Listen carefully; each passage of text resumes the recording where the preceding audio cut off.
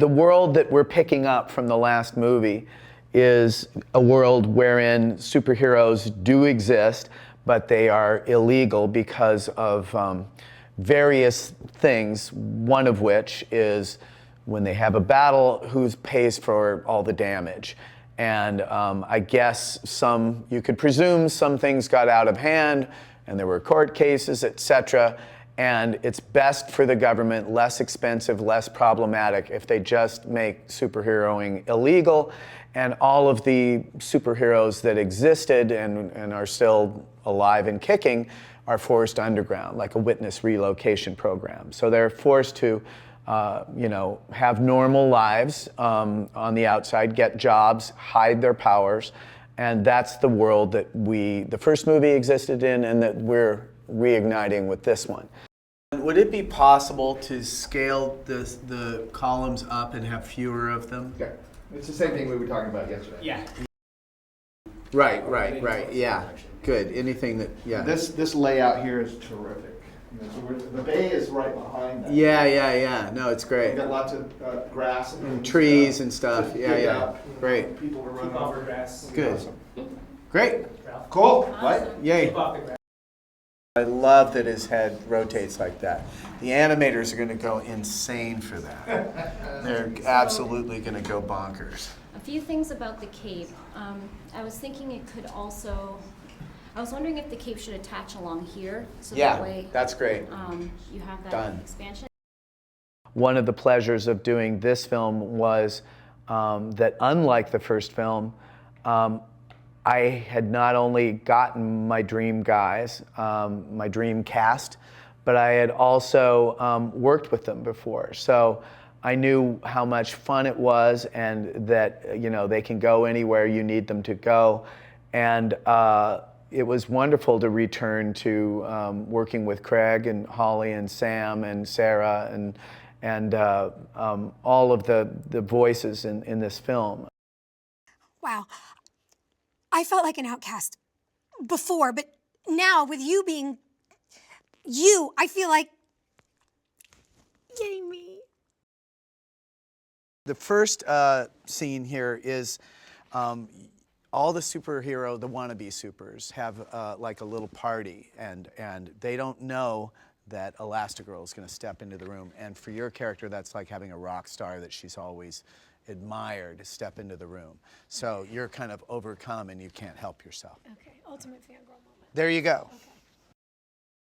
Oh, wow. Wow. Elastigirl. There you are. Wow. Come on, get yourself together, Karen. Great. All right. Okay, cool. Maybe just a little bigger at the beginning, and you're trying to be cool and failing miserably. Yeah. Oh, wow. Wow.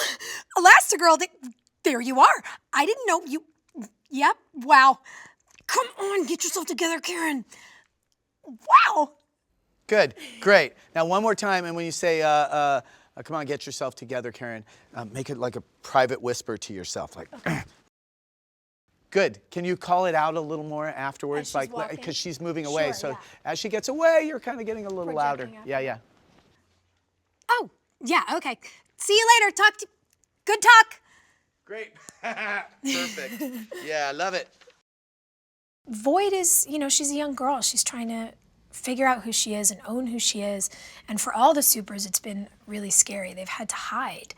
And I love the social theme of how tough it is on a human when they have to hide who they are. And in a way, to have a community that says, you were born this way and you're perfect and you should be allowed to be the best version of yourself, I think is such a universal story that anybody can understand. It's what we all want for our friends, our family, our children, the world, really. And when you get into the personal aspects of how that story plays out for our characters, for Void, she's nervous. She's a powerful girl, but you see her first interaction with Elastigirl, and she can barely get it together because this is the one woman who she's had to look up to in her life, who's made her feel hopeful and who's made her feel like maybe her powers are a gift and not a curse. Well, it's Brad Bird directing again and writing and creating, and really we have him to thank for the entire Incredibles universe. And I think it's his perception of social themes that make these stories so good. You know, we talked about how in the first movie, you're dealing with this sort of midlife moment in a family. And one of the things that I love about it is watching what every adult who watches the film takes away from it, and realizing that the kids watching the film take away a whole different thing, and they're happening in the same movie, and everyone has something to relate to depending on what stage of life they're in. Everybody gets to enjoy it. That's not an easy task to achieve, making something that has a really multifaceted story, and he's done it again. Sam Jackson he's cool. He's Frozone. Sam is someone who adapted to the world really well. Bob didn't adapt when supers were made illegal and had to go underground, but Frozone is an adaptable fellow. I imagine he's got some business that's been very successful. He and Honey have this lovely apartment, but he also still wants to be a super. He's got a lot of good to give, and he's a really good friend to Bob. He's the person that Bob goes to in his hour of need, and he's also kind of a good uncle. When Bob needs to leave the kids, Frozone's the person that he calls. And one of the things I love about this movie is, as hard as it is for Bob and Helen to raise their kids, they have people they can go to. They're not alone. Frozone is one of those, and E is the other one. You know, to raise children, you need help. You need, as they say, it takes a village, and E and Frozone are in that village with the park kids. No lifeguard on duty. Swim at your own risk.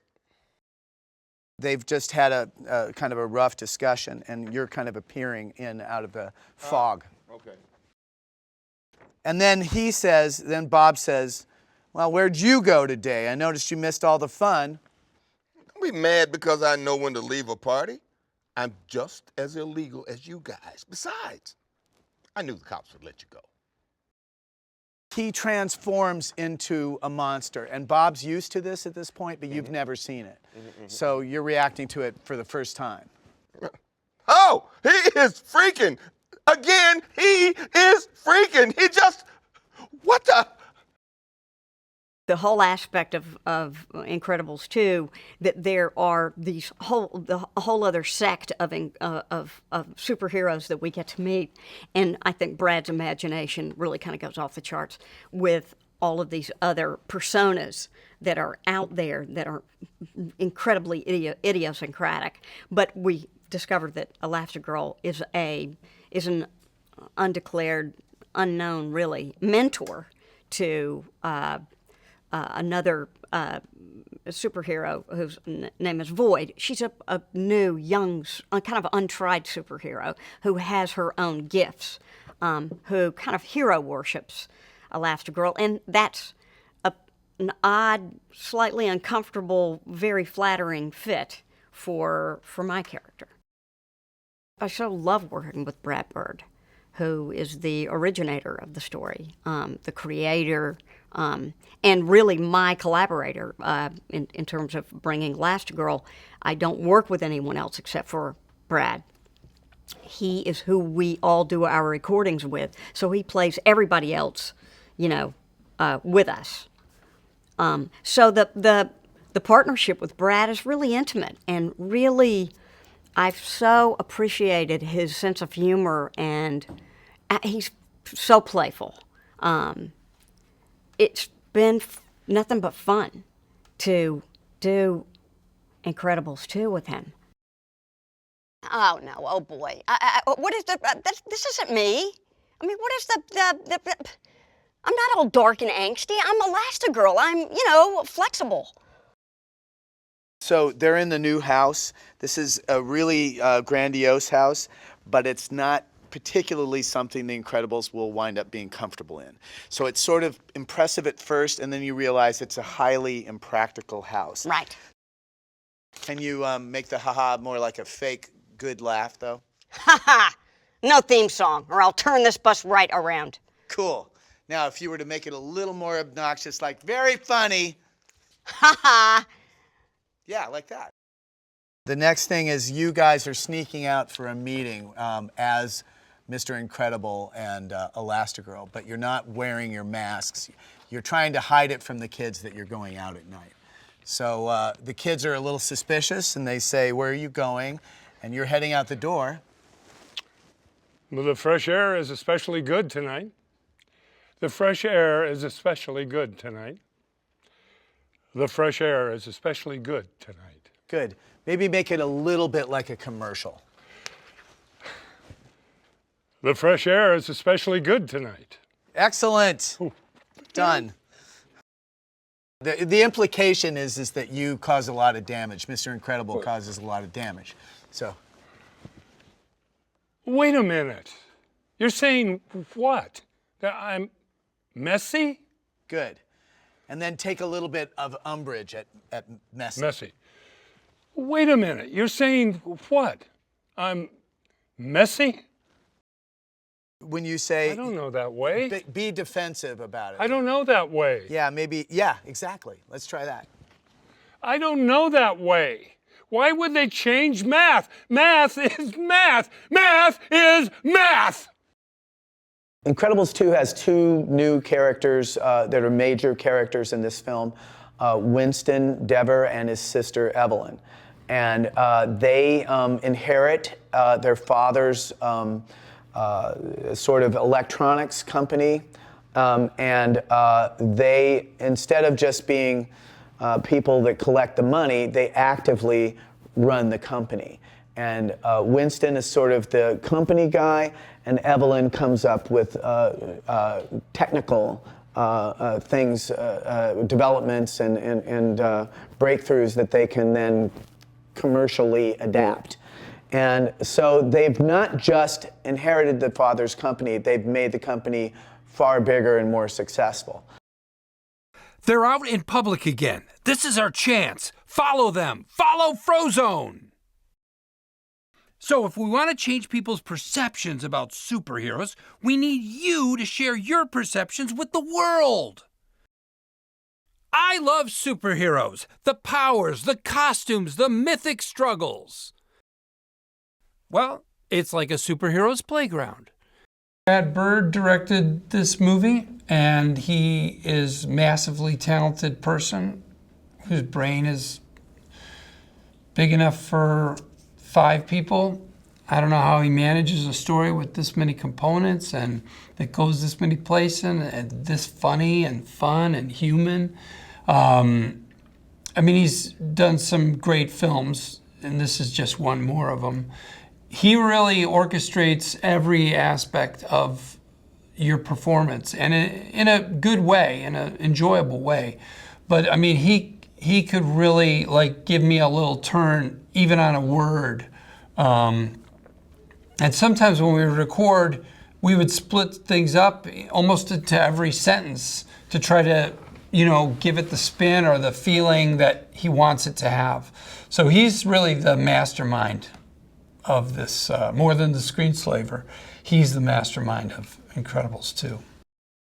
And this Hello there, superheroes. I'm so sorry I'm late. is my tardy sister, Evelyn. We are in the green room of a TV station, and you're kind of sitting there. You're there with your brother, kind of giving an Elastigirl a send-off. The superheroes are coming up to your the DevTech penthouse. Okay. And so it's a very impressive place, and you're late for this meeting, and you're kind of coming through the door with all your stuff, you know, slopping out. With all due respect, if you had handled the Underminer, things would have been different. That's it. Really? You don't go beyond Boom. wonderfulness. That's it. Wonderfulness. You nail wonderfulness. Thank you. The artistry and the quality of the filmmakers here in all the departments is just it's just amazing. I mean, they are so good.